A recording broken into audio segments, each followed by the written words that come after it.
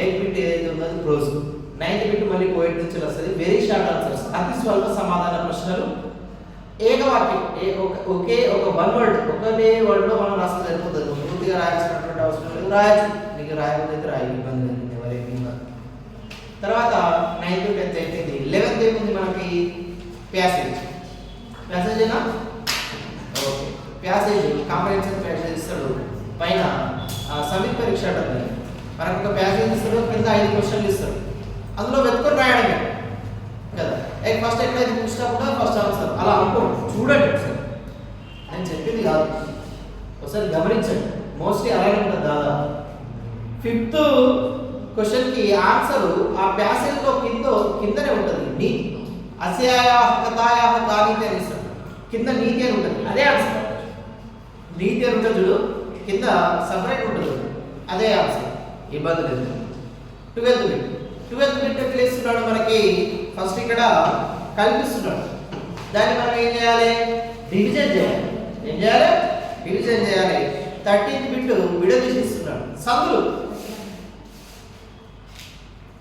12, 13 bit, 12వ bit, 13వ bit, 12th 13th సందులు ఏం చేయాలి? అవి మొదటగా విడదీయాలి, తర్వాత కలిపి రాయాలి. సంధినామం ఖచ్చితంగా రాయాలి. సంధినామ నిర్దేశపూర్వకం విఘటయత లేకపోతే సందర్భ అని చెప్పేసి ఇస్తాడు. ఖచ్చితంగా సంధినామం రాయాలి. సంధులు ఏం చదువుకోవాలి? మళ్ళీ ఏనాదేశ సంధి వదిలేయండి, ఎందుకంటే అలా 17 ఉంటాయి ఆప్షన్, మీ వల్ల కాదు, చిన్నపిల్లలు.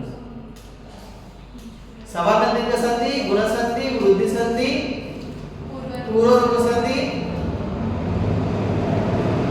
తర్వాత ఏముందమ్మా? పూర్వరూప సంధి. ఇంకేముంది తర్వాత? పరరూప సంధి ఉందా? వృద్ధి సంధి చెప్పాను నేను. సవర్ణ దీర్ఘ సంధి, గుణ సంధి, అయవాయవ సంధి, పూర్వరూప సంధి ఉంది, అయవాయవ సంధి.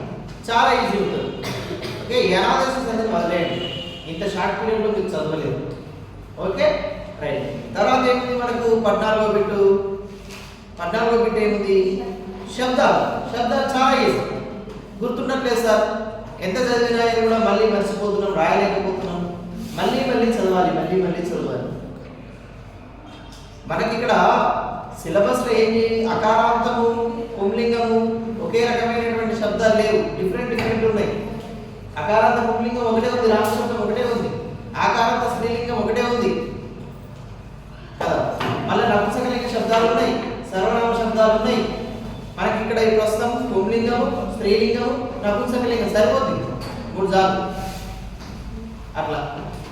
రామశబ్దం, వరం శబ్దం దాదాపు రిలేటెడ్ ఉంటుంది, సిమిలర్, దగ్గరి సంబంధం ఉంటుంది. కవి, నది, మతి, వారి సేమ్ ఉంటుంది, చూసుకోవాలి, గమనించాలి. తర్వాత ధాతు, పాస్ట్, ప్రెజెంట్, ఫ్యూచర్. తీతః, అంతి, సీతాత, మీ వహమ ధాతులు ప్రత్యయాలు. ప్రెజెంట్ టెన్స్ కి తీతః, అంతి, సీతాత, మీ వహమ. తర్వాత ఏముంది? ఫ్యూచర్, సేమ్ ప్రెజెంట్ టెన్స్ లాగానే ఫ్యూచర్ ఉంటుంది. ఈషతి, ఈషత, ఈషంతి, ఈషసి, ఈషత, ఈషత, ఈషామి, ఈషవః, ఈషామ. తర్వాత లంగ్ భూతకాలం, పాస్ట్ టెన్స్. అభవత్, అభవతాం, అభవన్, అభవః, అభవతం, అభవత, అభవం, అభవావ, అభవం,